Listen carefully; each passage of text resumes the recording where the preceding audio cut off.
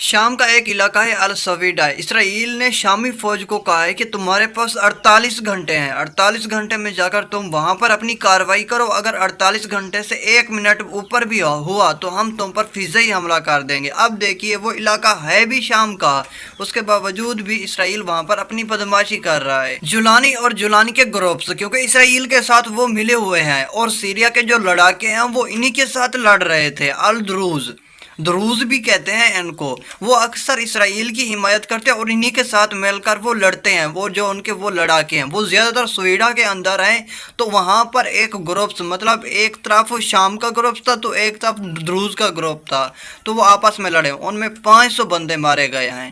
تو اسی وجہ سے شام کی فوج جو وہاں پر کارروائی کرنے جا رہی ہے، اور الٹا اسرائیل نے شامی فوج کو کہا ہے کہ 48 گھنٹے کے اندر تم وہاں پر رہو گے، اگر 48 گھنٹے سے 1 منٹ بھی اوپر ہوا تو ہم فضائی حملہ کر دیں گے تم پر۔ اب یہاں پر اسرائیل کا آپ دوگلا پن بھی دیکھیں، یہ جو شامی فوج سویڈا کے اندر جا رہی ہے، یہ فوج اصل میں اسرائیل کو سپورٹ کرتی ہے، لیکن جو بندے انہی کو سپورٹ کرتے ہیں، اسرائیل ان کو بھی کہہ رہا ہے کہ اگر تم وہاں پر زیادہ دیر ٹھہرے تو ہم تم پر فضائی حملہ کر دیں گے۔ اب دیکھو بھائی، جو ان کو سپورٹ کرتے تھے انہی کو ہی دھمکی چاڑ رہے ہیں۔ اب ان کو پتہ چلے گا کہ بھائی جس بابو کو تم سپورٹ کرتے تھے کیا وہ تمہارے لیے صحیح ہے۔ تو وہیں دوسری طرف ایک فتویٰ بھی جاری ہوا کہ جتنا بھی لڑاکے گروپس ہیں وہ سارے سویڈا کے اندر جمع ہو جائیں، وہ دروز کے خلاف لڑنے کے لیے، کیونکہ دروز زیادہ تر اسرائیلیوں کی حمایت کرتے ہیں اور وہ اپنے آپ کو مسلمانوں سے ایک الگ سمجھتے ہیں۔ وہ ان کے خلاف ایک فتویٰ جاری ہوا ہے کہ جتنے بھی گروپس، لڑاکے گروپس ہیں، وہ سارے کے سارے سویڈا کے اندر جمع ہو جائیں اور ان کے خلاف لڑیں، کیونکہ یہ زیادہ تر اسرائیل کی حمایت کرتے ہیں۔ اب آپ سوچ رہے ہوں گے کہ جب وہ علاقہ ہے شام کا تو اسرائیل وہاں پر اپنی بدماشی کیوں کر رہا ہے؟ اصل میں وہ علاقہ زیادہ تر اسرائیل کو لگتا ہے، قانونی طور پر اسرائیل کا وہاں پر کوئی بھی حق نہیں بنتا، لیکن اسرائیل بدماشی کے طور پر وہاں پر شامی فوج کو کہہ رہا ہے کہ تم وہاں پر اپنی کارروائی کر سکتے ہو، لیکن اس ٹائم سے اوپر گئے تو ہم تم پر فضائی حملہ کر دیں گے۔ وہ علاقہ ہے کیونکہ اسرائیل کو لگتا ہے، تو اسرائیل سمجھتا ہے کہ ہمارے لیے اگر شامی فوج زیادہ دیر وہاں پر رہے گی تو ہمارے لیے خطرہ ہوگا، تو اسی وجہ سے وہ ایک زبردستی کر رہا ہے ان کے ساتھ، بس اس ٹائم تک رہو اور یہاں سے پھر نکل جاؤ۔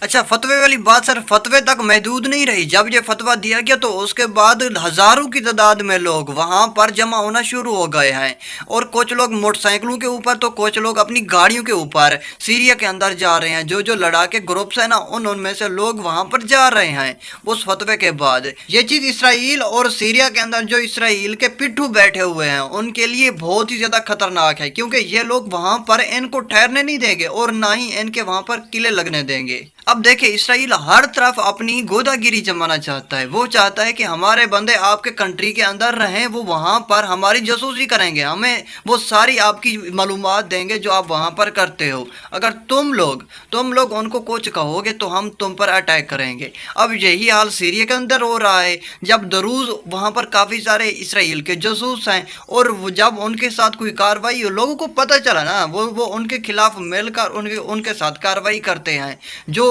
سویڈا کے اندر زیادہ تر رہتے ہیں۔ یہ سارا کچھ سویڈا کے اندر زیادہ تر ہو رہا ہے۔ ویسے تو سیریا کے اوپر اسرائیل نے اٹیک کیا تھا، یہ اٹیک کے بعد ہوا۔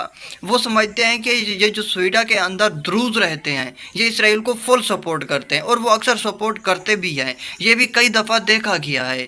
اور اب اسرائیل چاہتا ہے کہ اگر شام کے جو لڑاکے ہیں وہ اگر ان کے خلاف کوئی کارروائی کریں گے تو ہم ان پر فضائی حملے کریں گے اور ان کو نیست و نابود کر دیں گے۔ اسرائیل نے سیریا کے اوپر حملہ کیا تھا الجولانی کی حکومت پر، اور اس میں جتنے بھی کمانڈر مارے گئے تھے وہ سارے کے سارے الجولانی کے ہی تھے۔ تو اسی وجہ سے سیریا کے جو لڑاکے ہیں الجولانی کو کہہ رہے ہیں کہ بھئی تھوڑی سی تو غیرت کر لو، وہ سارے کے سارے کمانڈر آپ کے تھے، ان لوگوں نے ہم پر اٹیک نہیں کیا، آپ لوگوں پر اٹیک کیا، تو تھوڑی سی تو غیرت کر لو۔ تو امریکہ وہاں پر کود گیا سیز فائر کے لیے، نوبل پرائز حاصل کرنے کے لیے۔ یار ویسے یہ سوچنے والی بات ہے، اسرائیل جہاں بھی جائے گا اٹیک کرے گا اور وہاں پر لوگوں کو مارے گا اور اس کے بعد سیز فائر ہو جائے گا۔ اب اس سیریا کے اندر اس نے اٹیک کیا تو سیریا کے اندر 350 لوگوں کو اس نے مار دیا، 350 لوگ مارنے کے بعد یہ سیز فائر کر لے گا۔ یہ کون سی مذاق ہے کہ لوگوں کو مارو اور اس کے بعد سیز فائر کر لو؟ اس نے اٹیک کیوں کیا تھا پہلی بات تو یہ ہے، تو اس وجہ سے یہ اٹیک کرتا ہے کہ لوگوں کو مارے اور اس کے بعد سیز فائر کر لے،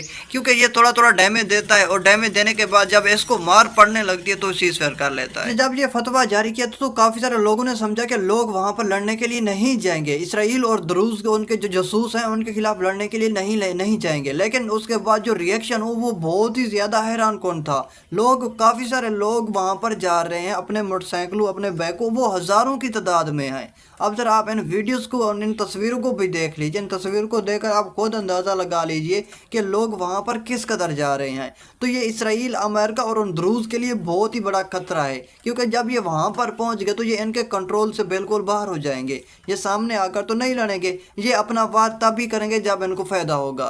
तो ये थोड़ा थोड़ा डैमेज इसराइल को देते देते ये इसराइल को बहुत ही बर्बाद करके रख देंगे। तो अमेरिका ने इसराइल और सीरिया के दरमियान सीज फायर के लिए कहा तो जुलानी टॉक करके आगे आ गया कि हम सीज फायर चाहते हैं। लेकिन जो वहाँ के लड़ाके हैं उन्होंने अल जुलानी को क्लियर कहा है, अगर तुम सीज फायर करना चाहते हो तो करो, हमारी तरफ से कोई सीज फायर नहीं होगा।